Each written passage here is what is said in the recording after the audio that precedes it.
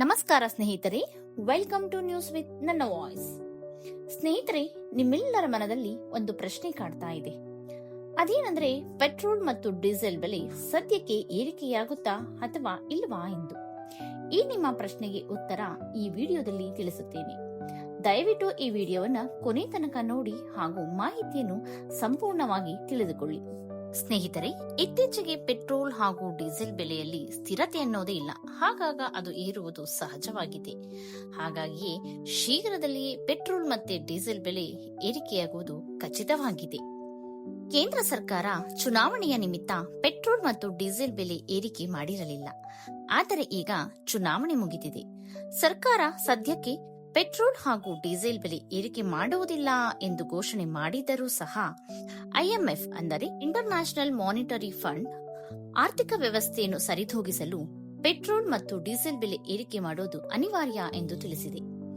ಮಧ್ಯಪ್ರಾಚ್ಯದಲ್ಲಿ ಸರಿಸುಮಾರು 4 ತಿಂಗಳುಗಳಿಂದ ಯುದ್ಧ ನಡೆಯುತ್ತಿದ್ದು, ಕ್ರೂಡ್ ಆಯಿಲ್ ಬೆಲೆ ತುಂಬಾ ಹೆಚ್ಚಾಗಿರುವುದು ಇದಕ್ಕೆ ಮುಖ್ಯ ಕಾರಣ.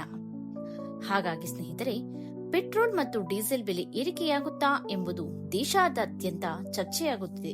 ಇದು ಕೇವಲ ಊಹೆನಾ ಅಥವಾ ನಿಜವಾಗಿಯೂ ಬೆಲೆ ಏರಿಕೆಯಾಗುತ್ತಿದೆಯಾ ಎಂಬ ಸಂಪೂರ್ಣ ಮಾಹಿತಿಯನ್ನು ನಾವು ಇಂದು ತಿಳಿದುಕೊಳ್ಳೋಣ. ಸ್ನೇಹಿತರೆ, ಇತ್ತೀಚೆಗೆ ಕೇಂದ್ರ ಸರ್ಕಾರ ಪೆಟ್ರೋಲ್ ಮತ್ತು ಡೀಸೆಲ್ ಬೆಲೆ ಏರಿಕೆ ಬಗ್ಗೆ ಯಾವುದೇ ತೀರ್ಮಾನ ಇಲ್ಲ ಎಂದು ಹಲವು ಬಾರಿ ಹೇಳಿದ್ದರೂ ಸಹ ಮಧ್ಯಪ್ರಾಚ್ಯದಲ್ಲಿ ನಡೆಯುತ್ತಿರುವ ಯುದ್ಧದಿಂದಾಗಿ ಕ್ರೂಡ್ ಆಯಿಲ್ ಬೆಲೆ ತುಂಬಾ ಹೆಚ್ಚಾಗಿದೆ. ಈಗಾಗಲೇ ಪೆಟ್ರೋಲ್ ಬೆಲೆ ಲೀಟರ್ಗೆ 100 ರೂಪಾಯಿ ದಾಟಿದೆ. ಇನ್ನು 110 ರೂಪಾಯಿ ತಲುಪುವುದರಲ್ಲೂ ಆಶ್ಚರ್ಯ ಪಡಬೇಕಾಗಿಲ್ಲ. ಆದರೆ ಸರ್ಕಾರ ಇದನ್ನ ಮರೆಮಾಚುತ್ತಿದೆ. ಅಂದರೆ ಸರ್ಕಾರ ನಿಜವಾದ ಬೆಲೆ ಏರಿಕೆಯನ್ನು ಗ್ರಾಹಕರಿಗೆ ತಿಳಿಸದೆ ತಡೆದು ಇಡುತ್ತಿದೆ. ಅಂದ್ರೆ ನಿಜವಾದ ಬೆಲೆ ಹೆಚ್ಚಾದ್ರೂ ಕೂಡ ತನ್ನ ರಾಜಕೀಯ ಭವಿಷ್ಯಕ್ಕಾಗಿ ಜನರಿಗೆ ತಕ್ಷಣ ಹೆಚ್ಚಾಗಿ ತೋರಿಸದೆ ಸರಿದೂಗಿಸಲು ಪ್ರಯತ್ನಿಸುತ್ತಿದೆ. ಆದರೆ ಇದರಿಂದ ಸರ್ಕಾರಿ ತೈಲ ಕಂಪನಿಗಳಿಗೆ ನಷ್ಟ ಆಗ್ತಾ ಇದೆ. ದಿನೇ ದಿನೇ ಅದರ ನಷ್ಟ ಹೆಚ್ಚಾಗುತ್ತಿದೆ ಎಂಬ ವಿಷಯ ಅಂತಾರಾಷ್ಟ್ರೀಯ ಮಟ್ಟದಲ್ಲಿ ಸುದ್ದಿಯಾಗುತ್ತಾ ಇದೆ. ಅಂದ್ರೆ ಅಂತಾರಾಷ್ಟ್ರೀಯ ಹಣಕಾಸು ಸಂಸ್ಥೆ ಐಎಂಎಫ್ ನೈಜವಾದ ಬೆಲೆ ಗ್ರಾಹಕರಿಗೆ ತಲುಪಬೇಕು, ಇಲ್ಲದಿದ್ದರೆ ಸರ್ಕಾರದ ಮೇಲೆ ಒತ್ತಡ ಹೆಚ್ಚಾಗುತ್ತಿದೆ ಎಂದು ತಿಳಿಸಿದೆ.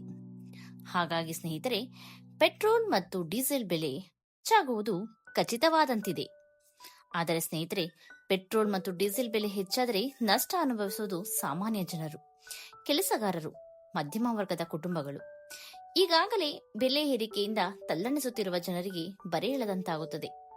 ಪ್ರತಿದಿನದ ಖರ್ಚು ಇನ್ನೂ ಕೂಡ ಜಾಸ್ತಿಯಾಗುತ್ತದೆ. ಸ್ನೇಹಿತರೆ, ಸರ್ಕಾರದಿಂದ ಇನ್ನೂ ಅಧಿಕೃತ ಘೋಷಣೆ ಬಂದಿಲ್ಲ. ಆದರೆ ಮುಂದಿನ ಕೆಲವು ದಿನಗಳಲ್ಲಿಯೇ ಪೆಟ್ರೋಲ್ ಮತ್ತು ಡೀಸೆಲ್ ಬೆಲೆ ಏರಿಕೆಯಾಗುವುದು ಖಚಿತವಾಗಿದೆ.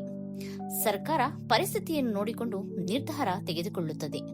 ಸ್ನೇಹಿತರೆ, ಪೆಟ್ರೋಲ್ ಹಾಗೂ ಡೀಸೆಲ್ ದರ ಏರಿಕೆಯಿಂದಾಗಿ ಮಧ್ಯಮ ವರ್ಗದ ಜೀವನದಲ್ಲಿ ತುಂಬಾ ಬದಲಾವಣೆಯಾಗುತ್ತದೆ.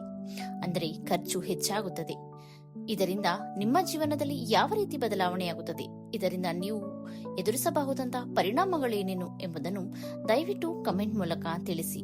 ಹಾಗೂ ಈ ಮಾಹಿತಿ ನಿಮಗೆ ಇಷ್ಟವಾಗಿದ್ದಲ್ಲಿ ಈ ವಿಡಿಯೋವನ್ನು ಲೈಕ್ ಮಾಡಿ, ಶೇರ್ ಮಾಡಿ ಹಾಗೂ ಇದೇ ರೀತಿ ಉಪಯುಕ್ತ ಮಾಹಿತಿಗಳನ್ನು ತಿಳಿದುಕೊಳ್ಳುವುದಕ್ಕಾಗಿ ನನ್ನ ಚಾನೆಲ್ ಅನ್ನು ಸಬ್ಸ್ಕ್ರೈಬ್ ಮಾಡಿ.